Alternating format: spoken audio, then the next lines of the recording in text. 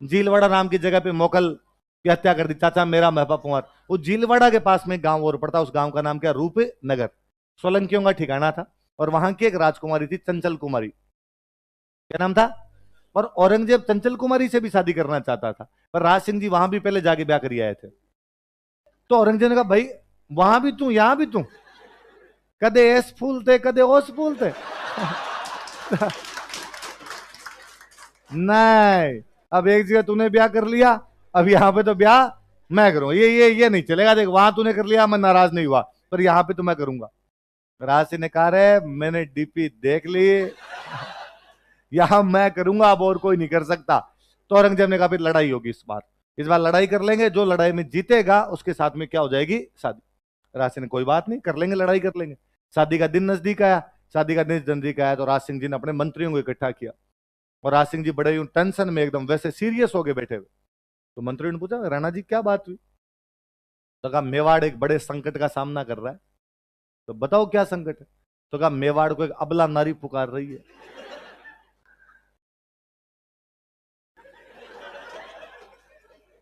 तुम सबलाओ। तो अबला नारी पुकार रही है।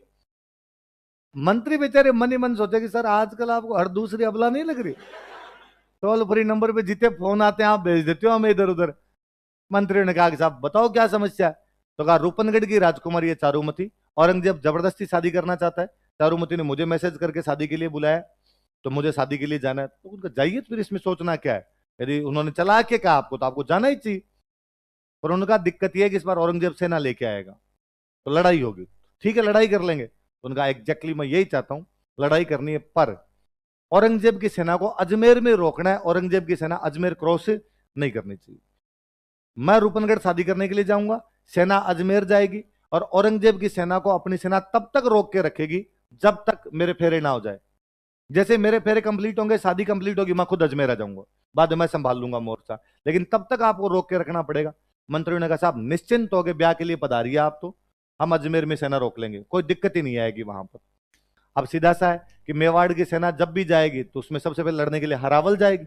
हरावल में सबसे पहले सलुम्बर वाले जाएंगे, और इन दिनों सलुम्बर के जो सामंत थे उनका नाम था रतन सिंह चुंडावत। क्या नाम था। खानवा युद्ध वाले नहीं, देखो खानवा युद्ध में भी सलुम्बर से कौन थे, पर ये दूसरे फर्स्ट सेकंड मान लो, भले वो पहले वाले अलग थे, ये वाले दूसरे। कहां के सामंत है, कहां के सामंत है, सलुम्बर के सामंत। क्या नाम है, रतन सिंह चुंडावत। और रतन सिंह चुंडावत के पास जब ये समाचार पहुंचा कि आपको कल अजमेर में औरंगजेब की सेना से लड़ने के लिए जाना है, क्योंकि राज सिंह जी शादी करने के लिए कहां जा रहे हैं, रूपनगढ़, तो रतन सिंह ने मना कर दिया, मैं नहीं जा रहा लड़ने के लिए। क्योंकि जिस दिन रतन सिंह के पास यह समाचार पहुंचा था उसी दिन रतन सिंह की खुद की शादी हुई थी, हाड़ी रानी से शादी करके लौटे थे। हाड़ी रानी का नाम था सहल कंवर। क्या नाम था, बूंदी की एक हाड़ी रानी थी, और उस बूंदी की हाड़ी रानी का नाम क्या था। अच्छा बूंदी में कौन सा वंश हुआ करता था,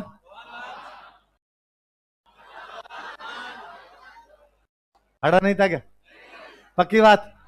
हाड़ा चौहान थे, कौन से चौहान थे, तो उन हाड़ा चौहानों की एक बेटी थी और उसका नाम क्या था, हाड़ी रानी। कौन सी थी वो, सहल।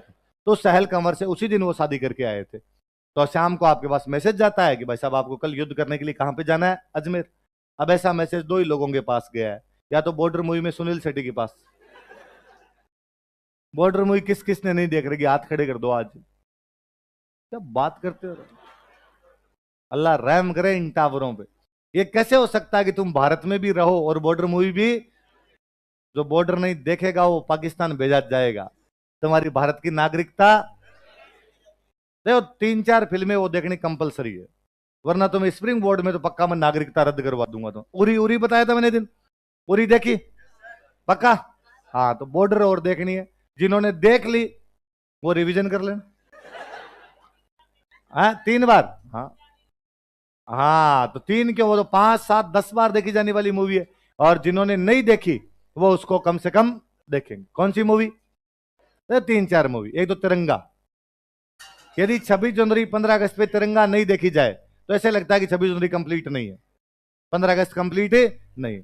और लगता है कि यदि आज राजकुमार नहीं होता तो भारत तबाह हो जाता। तिरंगा में राजकुमार है, कि वो तो राजकुमार ने फ्यूज निकाल दिया, वरना तो गेंडा स्वामी पूरे भारत को क्या कर देता। राजकुमार के भी क्या दिन थे हैं?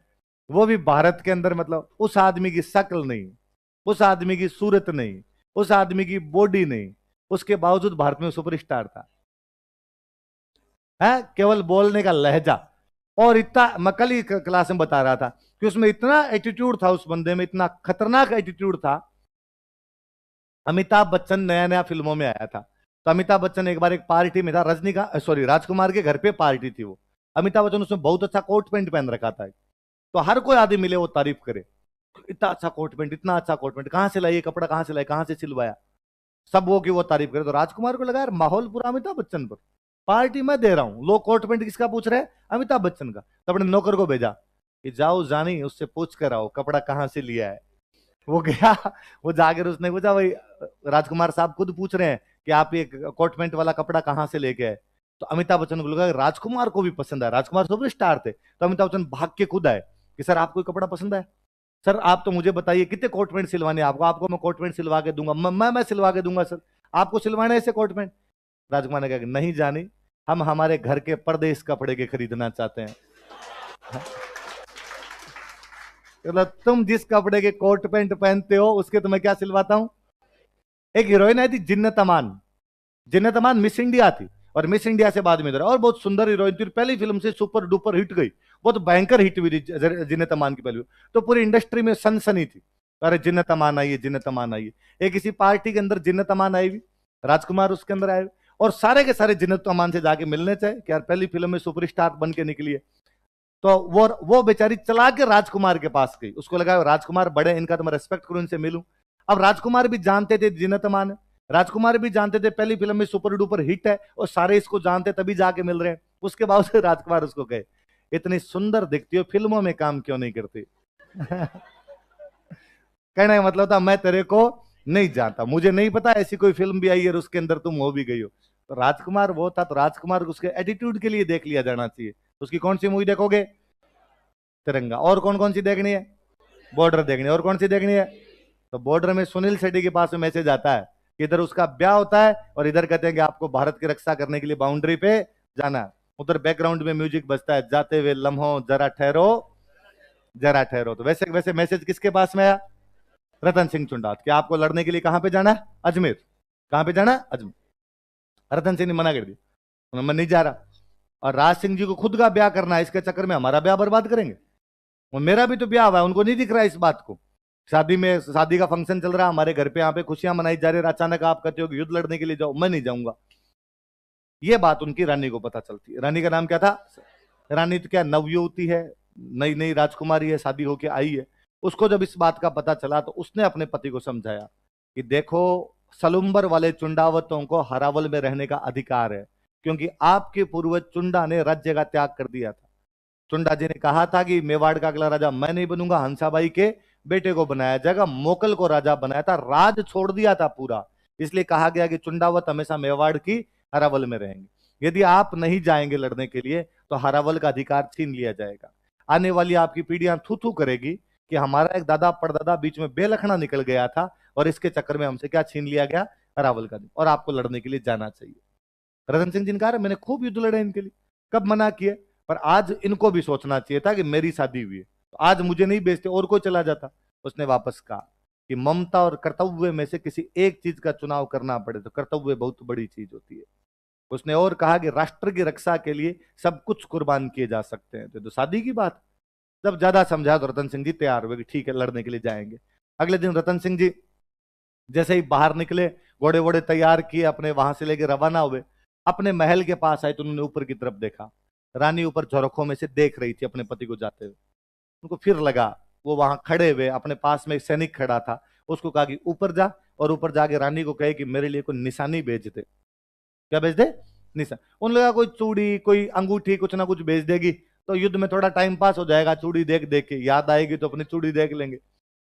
कहते हनुमान जी जब माँ सीता से लंका में मिले थे अशोक वाटिका में, तो हनुमान जी ने माँ सीता कहा था कि माँ सीते, जब मैं भगवान श्री राम से पुनः जाकर मिलूंगा तो पूछेंगे कि सीता से मिल के आए तो क्या निशानी लाए, निशानी तो दो कोई।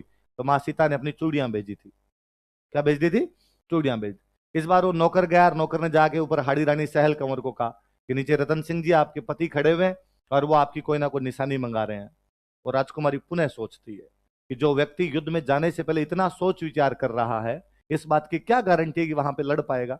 और यदि खुदा ना खास्ता वहां पर लड़ नहीं पाया और बीच में मेरे चक्कर में वापस आ गया, तो आने वाली पीढ़ियां इस बात के लिए मेरे पर तू करेगी कि एक राजकुमारी सुंदर थी, इस वजह से उसका पति युद्ध में भी भागे नहीं ले पाया था। और उसे लगा कि सुंदरता पे इस जीवन को धिक्कार है यदि राष्ट्र रक्षा के किसी भी विचार के अंदर बाधक बने। उसे पुनः याद आया कि मेरी एक बुआ की शादी जोधपुर के राजा के साथ की हुई थी और मेरे फूफा जी जब हार कर वापस आए थे तब मेरी बुआ ने किले के दरवाजे बंद करवा दिए थे। उसे लगा मैं उन हाड़ाओं की बेटी हूं जिन्होंने कभी भी नकली किले के लिए भी अपने सिरों की बाजियां लगा दी थी, और आज मेरे कारण मेरा पति युद्ध करने से मना कर रहा है। वो अपना सिर काट के दे देती है। चुंडावत मांगी सेनानी सिर काट दे दियो सतरानी। इसलिए राजस्थान पुलिस में जब पहली बार कहा गया कि महिला बटालियन बनाई जाएगी, 2008 में राजस्थान पुलिस की महिला बटालियन बनाई गई, उसका नाम रखा गया हाड़ी रानी बटालियन। क्या नाम रखा गया?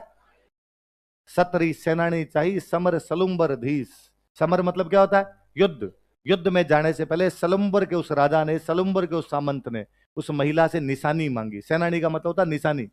सतरी सेनानी चाहिए समर सलुम्बर धीस चूड़ामण मेली सिया, कि मां सीता से जब निशानियां मांगी थी उन्होंने क्या भेजी थी? चूड़ियां। इन धन मेल्यो शीस। लेकिन इस महिला ने तो क्या काट कर भेज दिया था अपना?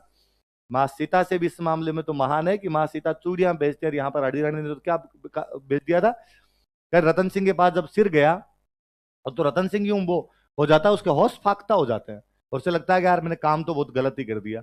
पर वो सिर को इतनी वो गर्दन लेके गया था उसका नौकर, उसके जो बाल थे उस लड़की के, उस रानी के जो बाल थे उसने आपने बांध लिया, यहाँ पे गले में लटका लेता वो उस गर्दन को। अजमेर वाले युद्ध में वो क्या भयंकर लड़ता है, औरंगजेब की सेना को अजमेर इंच क्रॉस नहीं करने देता वो। उसने अजमेर में मार मार के वापस भगा दिया था औरंगजेब की सेना को। वो उस युद्ध में लड़ते हुए मारा जाता रतन सिंह। मैंने जहां कहीं कहानी पढ़ी थी तो ये कहानी यूं प्लॉट ये था कि राज सिंह जी चारुमती को कहानी सुनाते हैं। राज सिंह जी किसको सुनाते हैं? चलो, कि राज सिंह जी राजसमंद की पाल पर किसी पूर्णिमा की चांदनी रात को वहां पर बैठे हुए राजकुमारी चारुमती को बताते हैं, रानी चारुमती को बताते हैं कि जब हमारी शादी हुई थी उससे पहले क्या क्या घटनाएं हुई थी। तो राज सिंह जी जैसे एंड करते हैं कहानी को, तो राज सिंह जी कहते हैं कि और रतन सिंह चुंडावत हाड़ी रानी सहल कंवर की गर्दन को अपने गले के अंदर बांध कर इतना अच्छा लड़ता है कि अजमेर से औरंगजेब की सेना को वापस भगा देता है और युद्ध में लड़ता हुआ वीर गति को प्राप्त होता है। तो चारुमती कहानी खत्म होते पूछती है फिर आगे क्या हुआ? तो राज सिंह जी मुस्कुरा कर कहते हैं कि वो दोनों वीर गति को प्राप्त हुए इसलिए हम दोनों बैठे हैं। कि आज हम दोनों साथ बैठे हैं इसका एकमात्र कारण है कि रतन सिंह चुंडावत और सहल कंवर दोनों मारे गए थे। यदि वो उस दिन वो निर्णय नहीं ले पाते, हाड़ी रानी यदि सिर काट के नहीं देती, तो क्या पता रतन सिंह चुंडावत जाता या नहीं जाता। जाता तो उतना अच्छा लड़ पाता या नहीं पाता, औरंगजेब वहां पहुंच जाता तो क्या पता ब्याह भी होता या नहीं होता।